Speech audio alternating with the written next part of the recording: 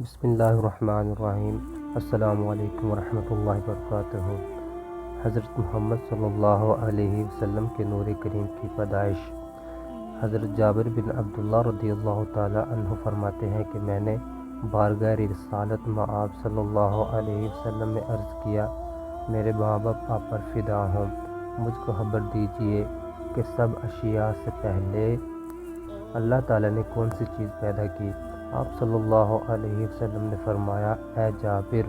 اللہ تعالیٰ نے تمام اشیاء سے پہلے تیری نبی صلی اللہ علیہ وسلم کا نور اپنے نور سے پیدا کیا، پھر وہ نور قدرت الہیہ سے جہاں اللہ تعالیٰ کو منظور ہوا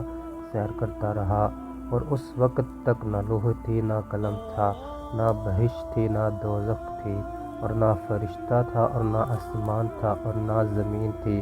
اور نہ سورج تھا، اور نہ چاند تھا، اور نہ جن تھا، اور نہ انسان تھا۔ پھر جب اللہ تعالیٰ نے مخلوق کو پیدا کرنا چاہا تو اس نور کے 4 حصے کیے، اور ایک حصے سے قلم پیدا کیا، اور دوسرے سے لوح، اور تیسرے سے عرش۔ اگر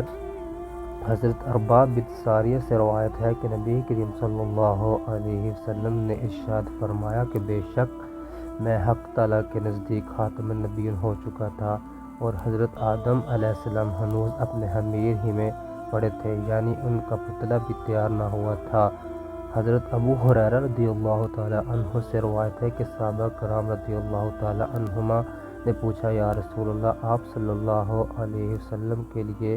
نبوت کس وقت ثابت ہو چکی تھی؟ آپ صلی اللہ علیہ وسلم نے فرمایا، جس وقت میں کہ آدم علیہ السلام ہنوز روح اور جسد کے درمیان تھے، یعنی ان کے تن میں جان بھی نہ آئی تھی۔